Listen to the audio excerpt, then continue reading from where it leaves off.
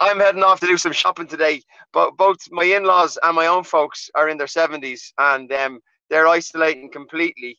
Um, some of them have underlying health issues, so they have to be very careful. So I do the shopping for them once or twice a week. So once I finish talking to you, Jenny, I'll be off on my shopping trip. All right. Okay. Well, Brian, let's hear from you. What have you been up to, and have you been staying healthy? And Yeah, no, I've been enjoying it. I think, I think a lot of people look at the negative sides of being in lockdown, but I've just been taking the positives. Myself and Keith have been on the road for nearly 4 years straight now. And the idea of being at home for any more than 5 or 6 days was just not even imaginable for us. So to be home for 6, 7, 8 weeks now, and getting to do things that when you're on the road, you always say, when I get home, I'm going to do this. We're going to paint a fence, or I'm going to go through my clothes. I'm going to do all these things. I've done it all now. So I've absolutely loved it. It's a bit like we've kind of taken a bit of a sabbatical and just kind of refocused and got our heads around what's going on in the world. So I've actually enjoyed it. I've enjoyed being in lockdown. God, I'm impressed that you've done it all. I had a really long list. I haven't done anything on it. I literally sat here most of the time working or having little virtual coffee breaks. I've been loving it as well, but I haven't done any of my to-do list at all. Everything that side of the camera is a complete mess. That's all I'm saying. And you also had your 40th, Brian. Yeah, it was very quiet. Obviously, that happened kind of in the beginning of April as well. So at that stage, it was real serious lockdown. So, people I wouldn't even go outside my front door to wave. I was clapping my hands out the window rather than at the door.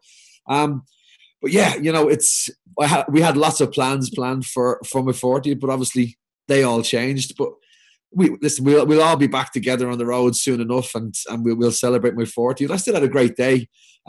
Obviously, with things like Zoom now and House Party and all these apps, you can still kind of connect and have fun with people. And it's actually one of the things that I hope kind of stays around, because, like, for example, every Sunday night, me and my friends have a quiz.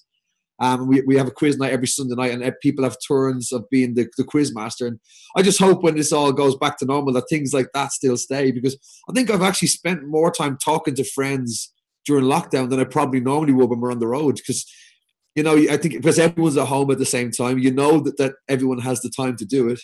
And for me, I've had a great time kind of reconnecting with everyone. Yeah, no, it's been good for that. Although, Keith, who'd have thought Brian would have had a quiet 40th birthday celebration? Well, he did his best. I mean, he went online on the night time, and he had a great party with all our fans online. And let's talk about that. Let's talk about Boyzlife, because you were meant to be doing a lot more this year. Unfortunately, a lot of things have had to be postponed, but it's still a very exciting time for you guys. Absolutely. I mean, Boyzlife started 4 years ago with an autobiographical show, talking about the experiences that we had being, from our perspective, being in a boy band growing up, and coming from a hard working class background in Dublin, and then getting the opportunity to travel around the world and stay in nice hotels and get to kind of understand and meet and greet with different nationalities and different cultures. So we kind of, and then some of the craziness that went on while we were in the band, the people that we met, the guys that we got to perform with, that, as a kid growing up, they were heroes of ours. And just kind of telling a story from our perspective. But it kind of grew legs. It organically grew. So the show kind of changed then from an autobiographical show more into a concert with our favorite songs. The feedback from our fans online was like, we loved the stories, we loved the show, but between Boyzone and Westlife, there was like 20 UK number one records. We'd like to hear more of the music, because in that show I think we only did 6 songs. So we kind of decided to kind of move more into concerts, and we started off that literally just Brian and I and our mate Rico, and we were literally just going around singing the backing tracks, plugging in a USB into the PA system and singing the backing tracks, and that became so successful and moved on that it organically grew. And the most recent tour we had a full backline, full musicians, full production, and honestly, it was one of the most enjoyable shows that I've ever been a part of. I mean, I get a lot more out of what we do with Boyzlife, because obviously in Boyzone, as much as I love it and love the boys, with Boyzlife, I've worked really hard on my lead vocals, and Brian has been a great supporter and a help, and now we split the focus 50-50. So it's like, we're up front singing the lead vocals with a live band behind us. The fans are loving it. The show has been so successful. We've sold out everywhere. And it's just a really enjoyable time of our life. And like you said, this year we had literally booked the whole year out with festivals in Denmark and Sweden and Norway and Holland. We had a tour of Australia. We had a massive tour of the UK, and everything that we put into the diary has to be postponed till next year. Now our agent and our promoters have worked really hard, and it looks like every single date that we're missing this year has found a new date next year. So next year is just going to be a tough, really hard year, but I'm looking forward to it. Bring it on, you know. Yeah, but also, I mean, Brian, you've got a new album out as well, the two of you, which is, I'm so impressed. I remember you telling me last year that you were going to record with the Royal Philharmonic Orchestra, but my God, it sounds incredible. Oh, we're really happy with it. You know, I think, you know, all the years of making albums, you know, sometimes you might have a few string parts on it or a mini orchestra on it, but the thoughts of making an album with the whole Royal Philharmonic Orchestra, it was a dream for me. It's something I've always wanted to do. And I remember Keith and I was actually a friend of ours who was after making an album with the Royal Philharmonic Orchestra where he took songs from the 90s, dance songs like Robert Miles' Children, and he got the orchestra to remake these songs. And I remember listening and saying to Keith, wouldn't it be amazing if we did that with our songs, but obviously having the vocals as well. And even the whole process going through it, even when we started, it wasn't until that first day that we got to Angel Studios and they did the first take of the first song, which was You Needed Me. And the two of us just got goosebumps. It was like, this is the most incredible thing I've ever been involved with. You know, I don't think anyone will ever understand what it's like to hear a live orchestra unless you're standing in the room, because it's not just a sound, there's a feeling. Like you actually can feel it in your skin when you've got that many musicians in a room together. It's just incredible. So when you record with them, do they play whilst you sing, or is it all done separately? No, it's done separately. Actually, what we did was we went to Spain first last summer, Keith and I, and we went into a studio. We basically recorded the vocals for the album with just like a sketch, with just pianos and kind of sketching where we thought we were going to bring each song. And then we went and recorded the orchestra. And then we went back then and re-recorded the vocals in. So it was quite a long process, not as easy as everyone just standing in a room, because obviously when you've got 84 musicians playing at once, it takes a lot of work to get that all sounding right. I think what's really nice is that you'll know the single, but it does sound different with an orchestra. It really does. Did it surprise you how different quite a lot of the tracks can sound when they're with an orchestra?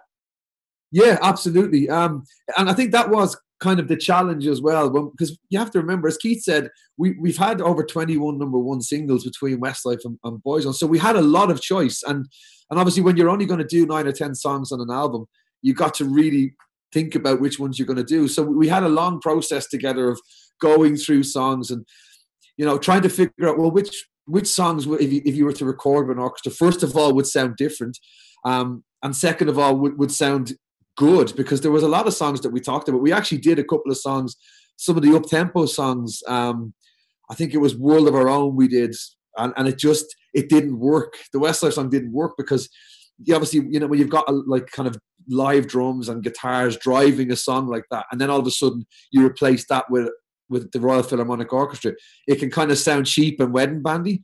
So we had it took us a long process to figure out exactly what songs we were going to do. I think from the album, we've definitely picked the right songs. I think we've kind of put just enough of a new twist on every song without it taking away from what the song originally was. Yeah. Have you got a favourite on there? You Needed Me for me. As soon as I heard that song, it just, I think it's the orchestral, it's the orchestral writing on it. It's the little inflections and stuff that aren't in the original that come in.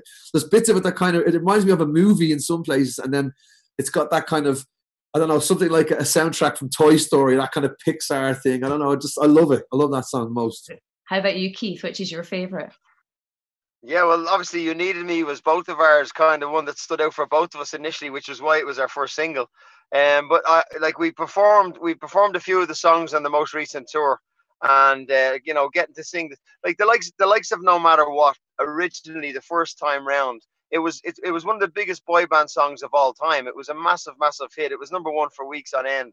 It was written by Andrew Lloyd Webber for Whistle Down the Wind, the musical. So it's a very strong song anyway. But you know, the fear of doing these songs again is that after, like Brian said, having them being so successful the first time round, we have to be very, very careful that we make sure that we do justice to the song. I mean, as the old saying goes, if it's not broken, don't fix it. Now, having said that, obviously we're changing the songs because we're changing the whole production, the backing to an orchestra rather than just, you know, a studio production. But no matter what, really, really lent itself very well to an orchestral backing.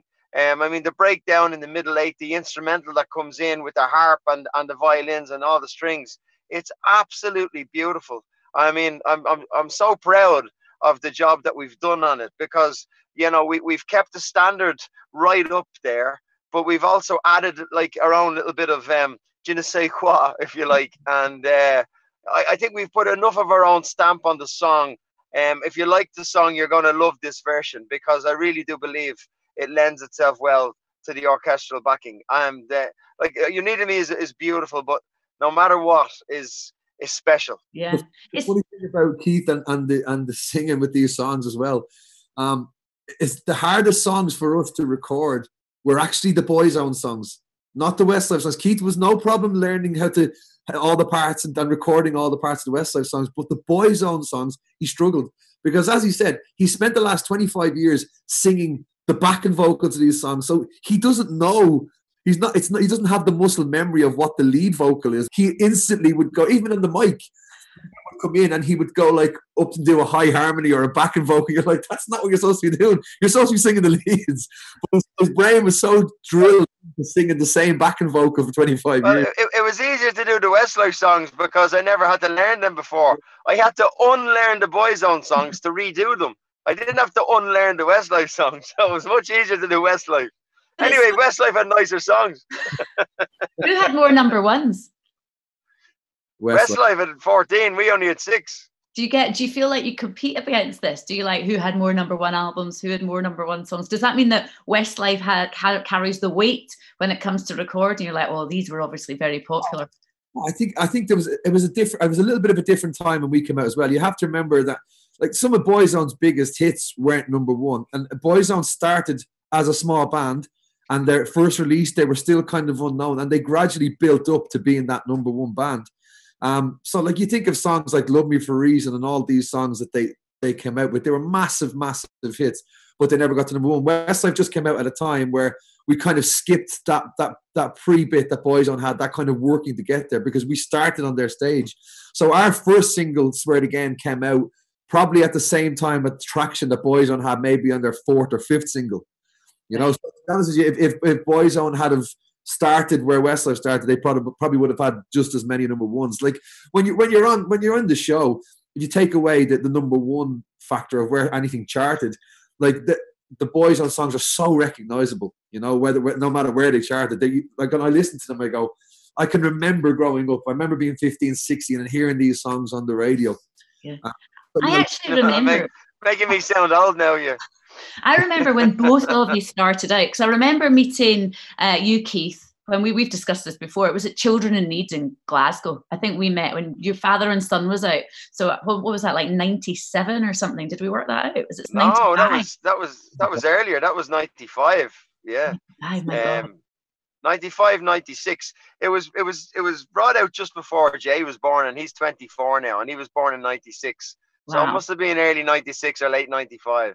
God, well, I mean, I think you still look good, but your hair's changed a little bit. I was looking back at photos before I was chatting to you today, and both of you seem to do the curtains quite well for a while. And I thought that maybe during lockdown you might have rocked up today with that same hairstyle again. Hang on, here you go. There we go. There you go. You both curtains are back, baby. That's lockdown hair for you. Look at that. Loving it. Good. It's a strong. Although I'm thinking that, Brian, maybe you're erring towards Tiger King a little bit more than. It's quite nice then to be doing all this time. Your kids are older; they can be much more a part of it, and they can see what you're doing, and they can be involved in it. So it must be like a completely different journey this time. Yeah, well, it's funny for me because when I left Westlife in 2004, both the kids were very, very young. So even though they came to the shows, you know, they'd have the kind of the headphones on, and they wouldn't really know what was going on. And ever since then, since I've been solo, a lot of my shows were just me with a live band. They were never the show. So Lily got to come. Molly was supposed to come. Actually, the show that was the last show that was cancelled before the pandemic. But Lily got to see me for the first time doing the kind of big show with the little dance routines and the big screens and all of that. So it was funny that, you know, it wasn't until she was 17 was the first time she actually got to see me proper do the kind of pop show. Yeah, no, it's great though that they get to be involved. And are you enjoying? I know that you're with all the family, Keith, at the moment. Are you enjoying this time just hanging out with everyone?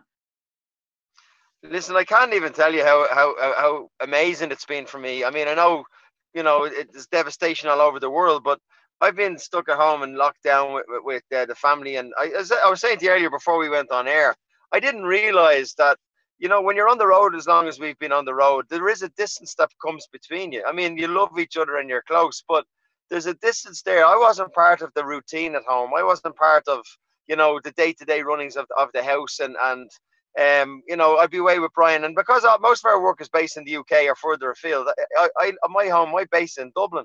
So, you know, coming home and I'd only get home for 2 or 3 days every 2 weeks or something like that. That looks very nice, Brian. It's green juice. I would like to see what it looks like when it comes out the other end. But yeah, listen, we've kind of reconnected. We've had a really, really amazing time. You know, I love my home. I love my garden, and I haven't spent any time in it in years. And you know, I've spent more time in my garden in the last 5 weeks than I've spent in the last 16 years. And I was saying to you earlier, like I found all the tools in the shed, like my chainsaw, my hedge clippers and all that. So I've been out grafting with my son. We've been building things. We've been fixing things. You know, we've been barbecuing in the garden every day. You know, my Jay's 24 now and Mia is 20. So they're grown adults. And, you know, we've been enjoying a glass of sherry on a Monday night, you know, and it doesn't matter what night it is, right? So, yeah, I mean, this is time I never would have taken off. It's time I never would have thought I needed. And in hindsight, I'm delighted now. I think this time together has really strengthened our relationships and given us great memories actually for moving forward with. So I'm very appreciative to the time I've been given, the undivided quality time I've been given at home with the family. It's amazing. I think you're underestimating that, you know, when everything goes back to normal, people are going to miss this. People are going to go, oh God, remember I had like all that time just to watch box sets, hang out with my family, get this done. Like people are going to be in shock when they go back. And they're right now, people are, you know, they're complaining that they want to go back to work and they want to go outside. They want to go to the pub. They want to do this. When life comes back to normal, people will they will regret not grabbing this opportunity by the horns and enjoying it. And just no matter how much longer it lasts, you just got to understand that when you go back to work, you're going to hate it. You're going to hate it. I mean, it has been such a novelty, hasn't it? Just getting, as you say, to spend time with the family, enjoy it. A lot of people have got fit. A lot of people have binge watched loads of shows. Looks like you've been doing lots of juicing. What are you drinking? Yeah, I've started. I'm almost done week 2 now of it. So it's like literally just juices. Like I have water and lemon juice for breakfast, and then it's this, which is like celery, carrots, broccoli, cucumbers, and all the things that I would never eat. And then I have 2 poached eggs later on, and then venison and vegetables for dinner. Wow, who is this? Is this your idea, or is this Danny that's introduced this? What a ridiculous question. Yes, I woke up one day and said, "Oh, I have an idea. I'm just going to eat everything that grows in the ground." Does that sound anything like me? The only thing I ever eat out of the ground is when a piece of chicken falls out in the KFC bucket and I pick it up. Is this the effect? Is this Danny then? Is this like a pre-wedding get in shape? Yeah, Danny is very healthy and very fit, and yeah, she's been not forcing me, but she's definitely been encouraging me to live a lot healthier. I haven't even been drinking for a few weeks, which is weird. The lockdown is not as much fun when you're not drinking, but I guess getting healthy. Well, golf is back open now, so I should be able to go out and have a round of golf now. That will get me head set on being fit again. Yeah. Do you think that anything is changed for you moving forward? When you look back, I know you said that we should all enjoy it. Has anything changed for you in this period of time? No. Brian? No. I'm just literally seeing it as a holiday, because Keith and I have been on tour for 4 years. We've been kind of dying to have a break like this. So even though it was forced upon us, we're just enjoying it. You know, I am actually loving being home, getting up in the morning, not, you know, staying in your pajamas if you want, or getting up and going out for a walk, just doing whatever you want all the time. It's just brilliant. I'm going to miss it when it comes back to normal. Yeah. You know what, Keith and I'll probably miss it more than most people, because I think when the lockdown's over, most other people will be able to go back to work, but our work pretty much won't start until next year. So we're still going to be stuck at home probably till 2021 while everyone else has gone back to normal. We're going to be very lonely. Have you got a date for the wedding yet, Brian? No, we were planning on getting married next summer, but I think a lot of people that were getting married this summer have now moved their wedding to next year. I know I've had 3 weddings that were supposed to be on this summer that I was going to already move to June and July next year. So the plan was that, but I think we'll have to wait and see kind of what happens at the beginning of next year. And obviously, the reason why we weren't going to get married this summer was because Keith and I literally had over 200 gigs this year. But now obviously they've now been moved to next year. So we're kind of facing the same problem next year as we were going to be facing this year. But look, there's no rush, you know, we're not going anywhere. We're happy as Larry. So the wedding's just going to be to celebrate us and our love. So it's not going to change. Okay. All right. Well, look, thank you so much for having a virtual coffee break. Although none of us have actually got cups of coffee. You're in the car, you're drinking green juice, and I've got nothing. So it wasn't really that much of a success in the terms of coffee drinking. But look, thank you. Good luck with the single, No Matter It's out on Friday, and the album. It's going to be out soon, so you can pre-order Strings Attached now. Pre-order it now, yeah. And then we'll get when we have it, we'll send it to you. I would like that. Thank you very much. All right. Well, look. Thank you very much, Jenny.